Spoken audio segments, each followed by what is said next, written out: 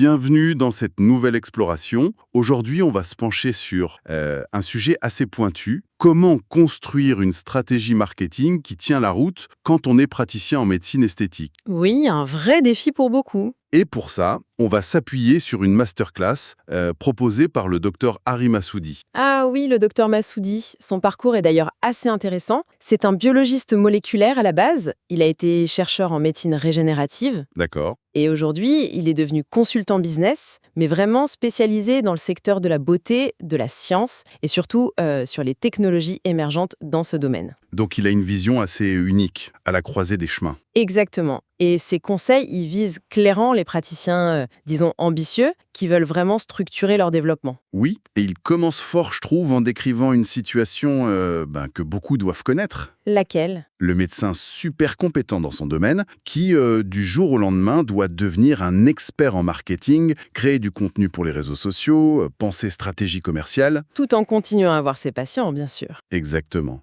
Et l'image qu'il utilise, elle est assez parlante, je trouve. C'est comme se retrouver au pied de l'Everest avec juste un selfie stick et beaucoup d'optimisme. C'est ça. Ça illustre bien l'ampleur de la tâche, quoi. Mais attention, son but, c'est pas de transformer les médecins en gourous du marketing digital, Non, non. ni de les inciter à dépenser des fortunes en pub. L'idée maîtresse, en fait, c'est d'avoir une stratégie de contenu vraiment ciblée. Ciblé, c'est-à-dire. Une stratégie qui est pensée pour accompagner le client potentiel tout au long de son parcours mental, si on veut, depuis sa première prise de conscience. D'accord. Donc l'idée, c'est de les prendre par la main, en quelque sorte. De les amener du stade « Ah bon, il existe une solution pour ça ». Oui. Jusqu'au moment où ils disent « Franchement, je n'irai voir personne d'autre, ce docteur est incroyable ». Exactement ça. C'est ce fameux parcours client, l'entonnoir marketing, comme on dit souvent.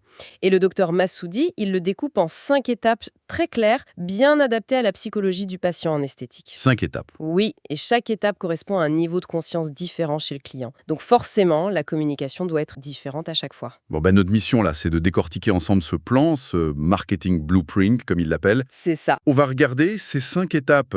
Sensibilisation, intérêt, considération, conversion et fidélisation. Prête à attaquer la première marche?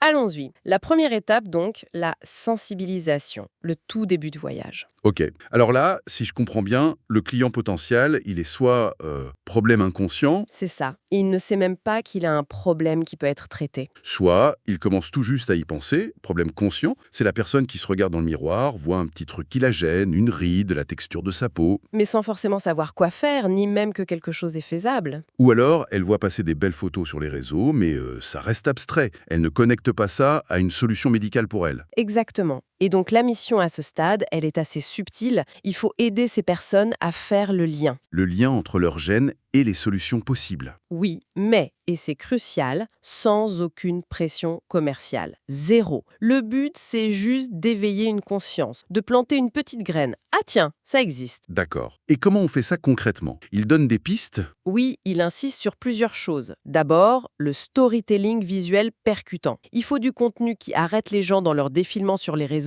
Qui capte l'œil. Voilà, une vidéo en accéléré, un time-lapse, qui montre l'amélioration d'une peau sur quelques mois, ça parle beaucoup plus que des explications techniques. Les avant-après, j'imagine. Oui, les avant-après, c'est un classique, mais il insiste. Ils doivent être authentiques. Fini les images de catalogue ultra lissées. De vrais patients, de vrais résultats. L'authenticité, encore une fois. C'est fondamental à ce stade. Les gens cherchent une connexion émotionnelle, pas une fiche technique. Et c'est pour ça que son autre suggestion, l'approche histoire d'origine, est intéressante.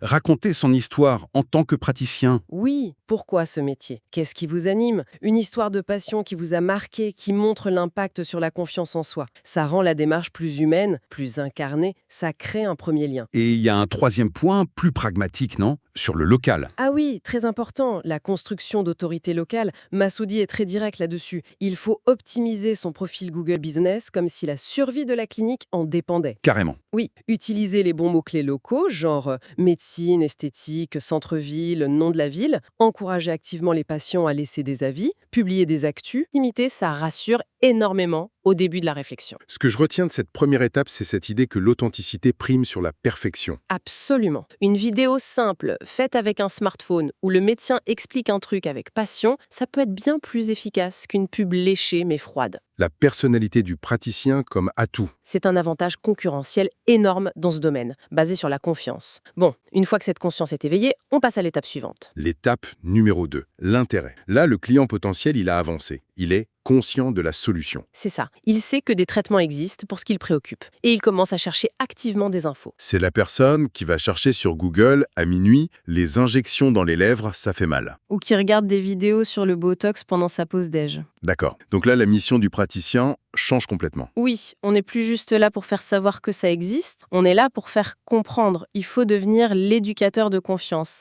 la source d'infos de référence. Et pour bâtir cette confiance, cette crédibilité, quel type de contenu il recommande? Alors, plusieurs choses. D'abord, du contenu éducatif vraiment utile. Il faut répondre aux vraies questions des gens. Celle qui se pose vraiment. Oui, même celles qu'ils n'osent pas forcément poser en consultation. Concrètement, ça se passe comment une séance de Botox? C'est quoi vraiment le temps de récupération pour tel traitement? Il faut être l'expert qui dit les choses franchement, qui démystifie. La transparence, c'est la clé. Et surtout, et ça c'est un point fort de Massoudi, je trouve, il insiste pour qu'on aborde directement les sujets un peu sensibles. Genre, La douleur, le coût, la sécurité. Ne pas esquiver ces questions, ça montre qu'on comprend leurs inquiétudes et ça bâtit la confiance bien plus vite que n'importe quel discours promotionnel. Logique. Il parle aussi d'histoires de patients, non? Oui, la documentation du parcours client. Partager des histoires, bien sûr avec l'accord des patients ou en anonymisant, mais la nuance importante, c'est de présenter le patient comme le héros de sa propre histoire. Et le médecin? Le médecin, c'est le dit sage. Le Yoda ou le Gandalf, comme il dit en plaisantant, celui qui aide le héros à atteindre son but. Il faut montrer le chemin parcouru avec les doutes, les étapes, pas juste le résultat final parfait. Ça rend le truc moins intimidant, plus accessible? On peut s'y projeter? C'est ça. Troisième piste, l'engagement interactif. Utilisez à fond les outils des réseaux sociaux. Les sondages? Les quiz? Oui, les sessions de questions-réponses en direct. Quelle est votre plus grande préoccupation pour votre peau? C'est pas juste pour animer, c'est une vraie mine d'or pour comprendre ce que les gens ont en tête. Une étude de marché en direct, quoi. Et ça crée une conversation, un lien. Tout à fait. Et enfin, un outil plus classique, mais toujours efficace, la construction de listes email. Le bon vieux email. Exactement. Proposer un contenu de valeur en échange de l'adresse. Un guide type comment bien préparer votre premier traitement esthétique ou une checklist 5 choses à savoir avant votre consultation. Ça permet de sortir du bruit des réseaux et d'avoir une relation plus directe. Plus personnalisé. Toutes ces actions, elles visent à positionner le praticien comme la source d'infos la plus fiable, la plus empathique.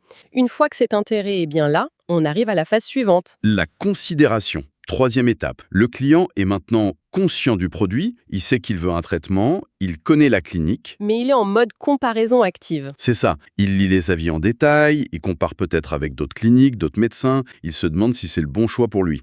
C'est un moment où ça peut bloquer. L'hésitation est maximale. Donc la mission ici est double. D'abord, lever les derniers freins, les objections qui restent. Et ensuite, Ensuite, et c'est essentiel, il faut mettre en avant ce qui rend cette clinique, ce praticien, unique. Quelle est sa valeur ajoutée spécifique? Pourquoi ici et pas ailleurs? ok, et comment on fait ça concrètement? Il suggère quoi? Plusieurs stratégies. Premièrement, renforcer le positionnement expert par l'éducation avancée, aller un peu plus loin dans l'info. Plus technique? Oui, mais toujours expliquer simplement. Organiser un webinaire ou un live sur Botox versus Dysport. Quelle vraie différence pour moi? Ou comment on choisit le bon acide hyaluronique pour mes objectifs? Ça montre la maîtrise, ça assoit l'autorité. Et la transparence. Ça montre qu'on sait de quoi on parle, au-delà du marketing de base. Exactement. Deuxième point, proposer des points d'entrée à faible pression. La fameuse consultation initiale. Il faut la présenter différemment. Comment ça? Pas comme un argumentaire de vente déguisé, plutôt comme une session découverte ou un échange sur vos attentes. Une phrase comme « Discutons ensemble de vos objectifs et voyons si je suis la bonne personne pour vous accompagner » est beaucoup moins intimidante que « consultation gratuite ». Ça dédramatise le premier contact. Ça ouvre le dialogue. Et troisièmement, créer du contenu d'aide à la comparaison et à la décision. Des guides comparatifs entre traitements? Oui, ou des fiches très claires sur ce à quoi s'attendre après, le suivi, etc. Des discussions franches sur les résultats réalistes. Tout ce qui peut aider la personne à se sentir en confiance et maître de sa décision. Et là, la preuve sociale, les témoignages, ça devient crucial, j'imagine. Oui. Ah oui. Il faut chercher des témoignages qui parlent de l'expérience globale. L'équipe a été géniale, j'étais anxieuse et ils m'ont rassurée. Ou le docteur Durand a pris le temps de tout m'expliquer, je me suis sentie vraiment écoutée. C'est l'aspect humain qui fait la différence? Souvent, c'est ça qui fait pencher la balance à la fin. Cette dimension humaine, l'expérience vécue. D'accord. Donc, une fois que la personne est convaincue que c'est le bon endroit, le bon praticien, il reste une dernière étape avant l'acte d'achat, non? Oui, la quatrième étape, la conversion. Là, le prospect est au niveau le plus conscient et il est prêt à acheter. Ils veulent faire avec ce médecin. Mais il faut parfois ce petit coup de pouce final pour qu'ils prennent effectivement rendez-vous, le fameux dernier kilomètre. Ok, la mission, c'est donc de rendre le passage à l'acte hyper facile. Oui, et parfois, créer un petit sentiment d'opportunité pour éviter la procrastination. Mais Emma Soudi insiste beaucoup là-dessus, toujours avec éthique et authenticité. Pas de vente agressive. Surtout pas. Ce serait contre-productif dans ce domaine. C'est un équilibre délicat à trouver. Alors, quelles sont les tactiques qu'il propose pour cette phase? Premièrement, des offres irrésistibles avec une valeur claire, plutôt qu'une simple réduction en pourcentage qui peut un peu dévaloriser le service. Oui, ça peut faire discount. Exactement. Il suggère plutôt de proposer une valeur ajoutée concrète. Par exemple, pour tout nouveau patient, on vous offre une consultation personnalisée pour votre routine de soins à la maison, valeur 150 € avec votre premier traitement. Ah oui, la valeur perçue est plus forte. C'est un bonus qualitatif. C'est ça. Deuxièmement, une réservation sans friction. Ça paraît évident, mais c'est crucial. Que ce soit simple de prendre rendez-vous. Hyper simple. Chaque page du site, chaque post sur les réseaux doit avoir un bouton d'appel à l'action très clair qui mène à un système de réservation en ligne facile à utiliser, surtout sur mobile. Fini les formulaires à rallonge. Un bouton prêt à rayonner, réservé ici, plutôt que contactez-nous. Voilà, quelque chose d'inspirant et d'ultra simple. Il faut éliminer toute barrière technique ou administrative au dernier moment. Et il parle d'urgence aussi. Oui, mais d'urgence, stratégique et authentique. Les offres limitées dans le temps, ça peut marcher, mais il faut les utiliser avec parcimonie et que ce soit crédible. Pas de fausses promos permanentes. Non, communiquer sur une disponibilité réelle, ça marche mieux. Il me reste seulement 3 créneaux pour une première consultation cette semaine. Ça sonne plus vrai qu'un bandeau clignotant promo flash. La rareté fonctionne quand elle est justifiée. L'authenticité, toujours. Et le retargeting? Oui, le retargeting discret. Utiliser la pub ciblée pour rappeler gentiment aux gens qui ont visité le site qu'ils étaient intéressés. Mais sans les harceler. Exactement. Pas de message agressif, réservé maintenant. Plutôt leur remontrer un témoignage pertinent ou un article de blog qui répond à une de leurs questions. Un rappel doux. Donc la stratégie globale à ce stade, c'est d'anticiper les dernières objections. C'est ça. Et de les désamorcer dans la communication. Le coût, parler des options de paiement. Le planning serré, mettre en avant des horaires flexibles. La peur, rassurer avec une transparence totale sur le déroulement. Il faut être proactif sur chaque point de friction potentiel. Bon, et là, miracle, le prospect a pris rendez-vous, il est venu, le traitement est fait, on pourrait se dire mission accomplie, non? Ah, ce serait une grave erreur selon Massoudi. C'est là qu'on entre dans la 5e étape qui est tout aussi importante, la fidélisation. D'accord, on a un nouveau client, félicitations, mais c'est vrai que le garder, ça coûte moins cher que d'en trouver un nouveau. Beaucoup moins cher. Et surtout, un client qui est satisfait, qui est fidèle, il peut devenir le meilleur ambassadeur de la clinique. Il atteint le niveau ultime, ambassadeur de la marque. Le Graal. Exactement. Donc la mission, c'est de créer une expérience après le traitement qui soit tellement positive, tellement remarquable, que les clients non seulement reviennent, mais qu'en plus, ils parlent de vous positivement autour d'eux. Le fameux bouche à oreille qualifié. Et comment on cultive ça, cette loyauté? Il donne des pistes? Oui, plusieurs. D'abord, le suivi personnalisé. Très important. Ne pas laisser le client seul après qu'il ait payé. Lui envoyer les instructions post-traitement, etc. Oui, des instructions claires, personnalisées. Mais aussi, prendre des nouvelles quelques jours ou semaines après. Un petit email, un message. J'espère que tout va bien suite à votre traitement. N'hésitez pas si vous avez des questions. Ou même, votre peau était superbe lors du contrôle. Voici quelques astuces pour maintenir les résultats. Ça montre qu'on s'intéresse vraiment aux résultats sur le long terme. Au-delà de la transaction ponctuelle. Deuxième piste, la création d'une communauté exclusive. Donner un sentiment d'appartenance. Oui, un statut un peu VIP aux clients fidèles. Ça peut passer par une newsletter avec des conseils insiders, un accès en avant-première aux infos sur les nouveaux traitements, des invitations à des petits événements privés. Un groupe Facebook peut-être. Oui, ça peut très bien marcher. Créer une sorte de club où les clients se sentent valorisés, connectés à la clinique et même entre eux parfois. Troisième idée, un programme de fidélité attractif. Mais pas juste une carte à tamponner basique. Un système de points, par exemple, qui récompense non seulement les traitements, mais aussi l'engagement. Genre parrainer un ami? Oui, ou partager un témoignage sur les réseaux sociaux, avec leur accord bien sûr. Il faut que le programme donne vraiment envie d'y participer, qu'il soit ludique et valorisant. Et enfin, il y a la question du feedback, des retours clients. Point